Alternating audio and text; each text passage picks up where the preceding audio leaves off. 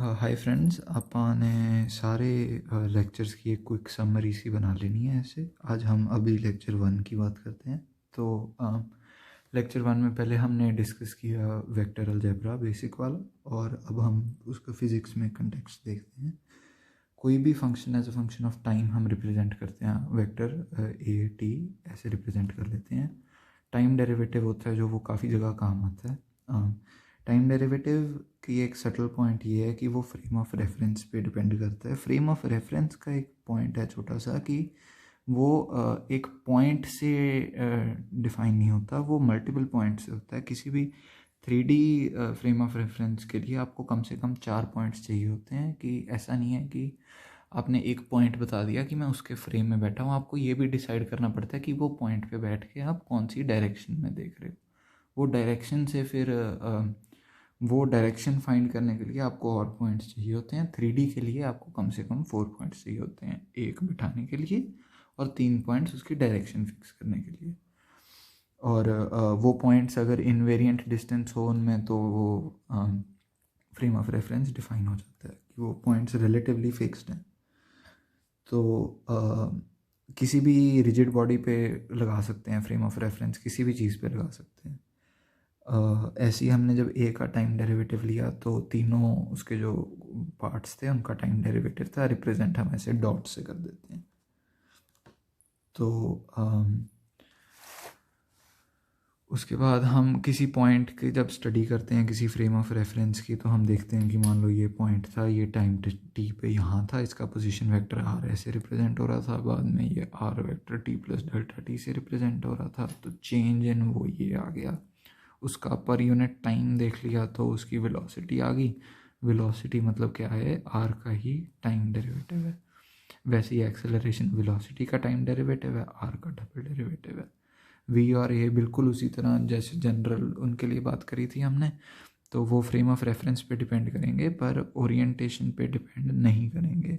इसका क्या मतलब है कि अगर मैं बीच पे बैठा हूँगा मान लो किसी, तो हो सकता है मेरे को कोई शिप आई कैप प्लस जे कैप पे दिखे किसी पॉइंट पे बैठ के, किसी और पॉइंट पे बैठ के शायद रूट टू जे कैप पे दिखे, रूट टू जे कैप से चलती हुई दिखे, किसी पॉइंट से शायद आई कैप प्लस जे कैप से चलती हुई दिखे। बट वो चीज़ मैं सेम ही की बात कर रहा हूँ और वो चीज़ फिक्स्ड है, क्योंकि मेरा जो फ्रेम ऑफ रेफरेंस है वो एक पर्टिकुलर डिफाइन हुआ हुआ है।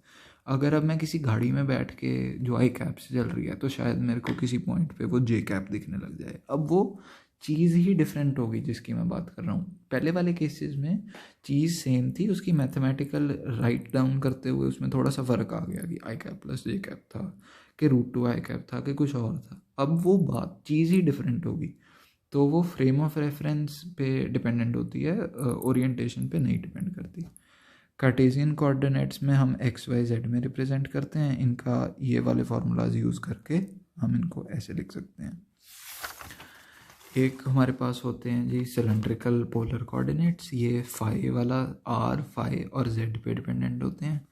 अब ये फाई है, ये आर है, तो आर का आर कॉस फाई और इधर आर साइन फाई। तो ऐसे ही जो ई आर होता है, जो इसका यूनिट वेक्टर है रेडियल डायरेक्शन में, उसको हम ऐसे लिख देते हैं। और जो दूसरे वाला होगा वो उसके परपेंडिकुलर है, तो वो ये आ जाएगा। अब इनका जब मैंने टाइम डेरिवेटिव लेना है, पहले केस में एक्स वाई जेड में वो टाइम के साथ फिक्स्ड रहते थे। इस केस में क्योंकि फाई चेंज कर रहा है, तो अगर तो ये भी चेंज करते रहते हैं साथ साथ। जो ये यूनिट वेक्टर्स हैं, इनका डेरिवेटिव लिया, कॉस का आ गया minus sine phi phi dot, और इधर साइन फाई का आ गया कॉस फाई फाई डॉट, तो फाई डॉट ई फाई लिख देते हैं।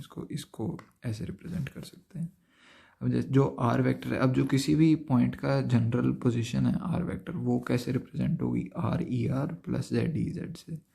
इसका जब टाइम डेरिवेटिव लिया, आर का डेरिवेटिव ले लिया, ये कांस्टेंट, फिर इसका ये कांस्टेंट, इसका डेरिवेटिव, फिर ये इसका डेरिवेटिव, ये कांस्टेंट, फिर ये इनटू इसका डेरिवेटिव, वो ये 3 चीज़ें आ गई। वैसे ही एक्सेलरेशन थी, एक्सेलरेशन में इसका लगा दिया, फिर वो ये आ गया। यहाँ पे अपना लेक्चर 1 खत्म।